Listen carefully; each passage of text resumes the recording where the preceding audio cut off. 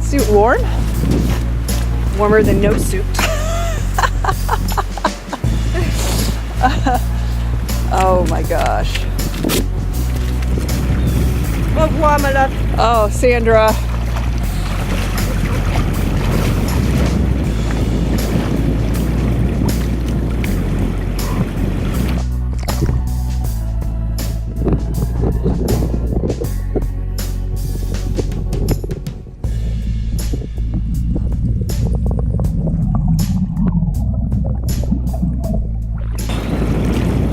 Oh my God.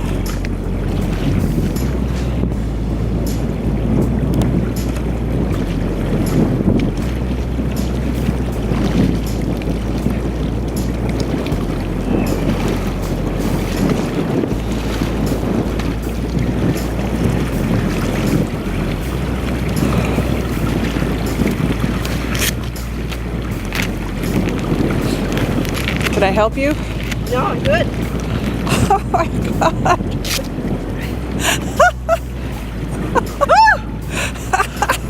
That feels so good. That's not really that cold. I know that sounds silly. It does sound silly, but I'll take you for your word. I know that has something to do with doing it in the fall. Hi. Sandra Owens here. I am down at my lake. It's early March, and there's just a little bit of the inlet open. So this is a lake, not a river. And I'm gonna go in for a quick dip, or I can't really swim. There's not enough open water to really swim in, so it's just getting myself acclimated back to spring swimming. But there's an ice shelf there that I'm really interested in just sort of peeking under. Again, it's not a river, so there isn't a current, so I don't feel afraid of being like trapped under the ice. I wouldn't do it if I felt like that. But I'm curious. I'm interested. So I don't want to let my fear of the ice keep me from trying something that I want to do. So a bunch of years ago, I sort of came up with a little way of not getting rid of fear. I don't think of fear as as like a foe that I have to beat or conquer. I think of it as something that's always there, a gift, part of my package of gifts that I have that keep me alive. But the problem with fear, I feel, is that it has control issues. It has one speed, high, it's always on, and it always thinks I'm going to die. So it's always just like saying, stop, stop, stop.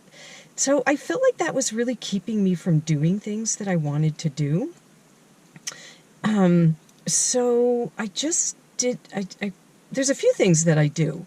One that I started to do a few years ago, which was I thought of fear as an entity, like a character.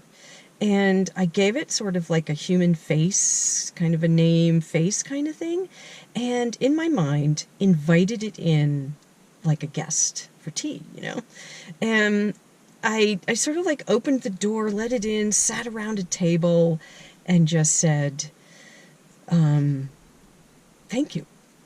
Thank you for saving my life over and over again, many times. I'm really grateful. I really appreciate you. I revere you. I have respect for you. But I need to shift our relationship.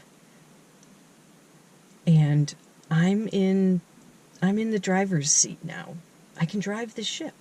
So I'm going to put you in the back, and I have this rear view mirror so I can see you.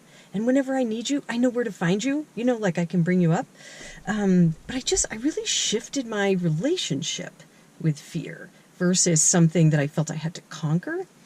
Because it's good. You know, you never want to throw out the baby with the bathwater, or I guess the lake water, or whatever.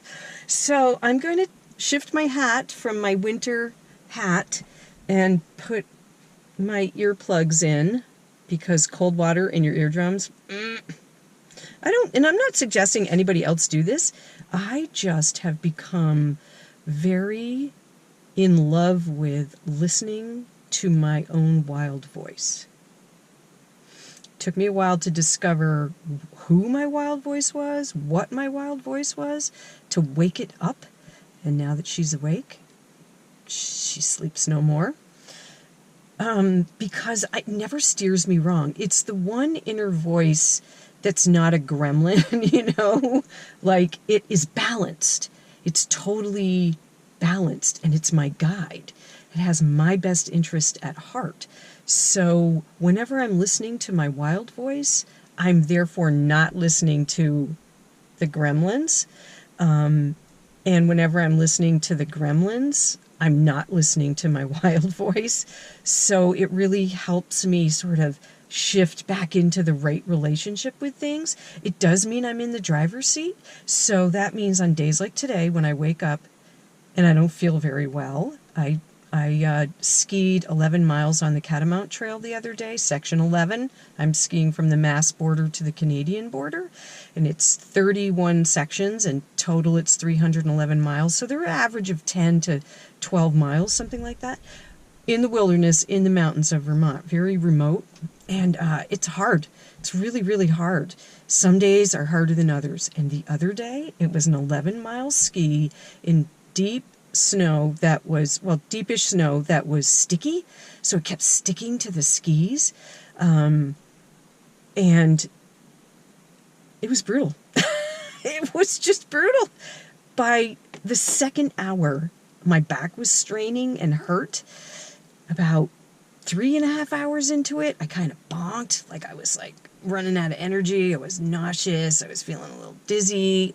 The internal whining was going on. But fortunately, because I've been practicing meditation and some mindfulness, I was able to kind of like calm myself down a little bit, enough to keep going and just sort of be like embracing slower, which is with my snow swimming that I started in the fall. That was one of the main reasons that I started it, because I got a bunch of speeding tickets and I wanted to embrace slower so that I would go the speed limit.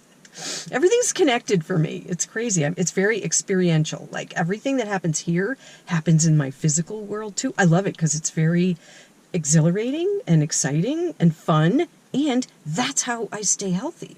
I don't have to go to a gym or anything. Like, I'm just playing. I'm just outside playing. So when I listen to my wild voice, I'm playing. So anyways, it was a really tough day to ski the other day, and it took 6.5 hours, kind of nonstop, crossing streams, like these steep embankments. It was just really, really tough. And this is 2 days later, and it sort of caught up with me, and everything hurts and feeling sore. And so this morning, it's like, well, I know how to make this better. I know how to be weller. But when you're in the driver's seat, then like you're making that decision. I'm making that decision. So it's empowering though, It's like not looking around for somebody else to figure it out. It's figuring it out myself. I never regret it. Never. Even when days that are hard, So I know that this swim is going to like blast me right out of the feeling a little like kind of thing. It's a happy heart attack. It's just going to pull me right out of it. Plus, I'm going to do something I really want to do, which is sort of check out under the ice. Want to come with me? Okay, let's go.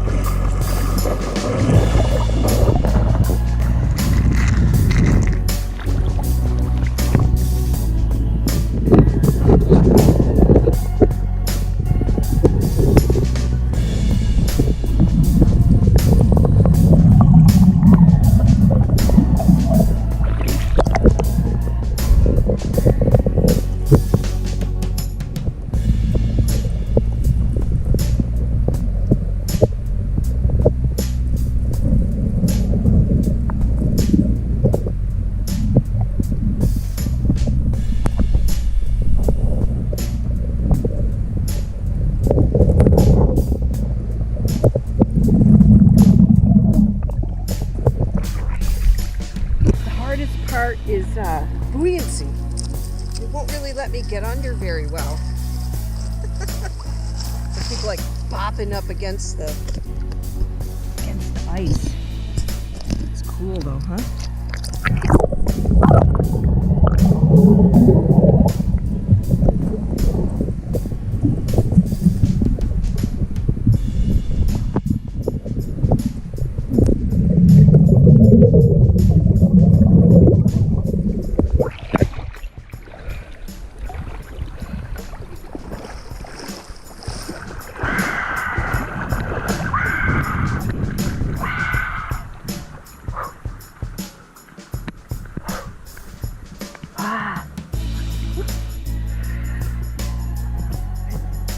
It works every time. Just blast it right out of you. Getting these off is kind of hard. You kind of have to slow down your like heart and just get yourself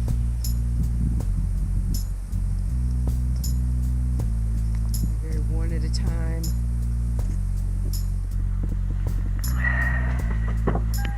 That was awesome. That was absolutely awesome. Skiing in the spring, which it's March, so it's still winter. We're supposed to get snow 3 days this week. I'm really excited. So I'll be able to shift back to skiing later this week when we get some fresh snow, which I'm super excited about. Hopefully I'll get another section in on the Catamount Trail. But today, like, I already feel so much better. So much better. Oh my goodness. It did. It just blasted any, like, the whiny. Whenever I'm whining, I'm not trying. And vice versa.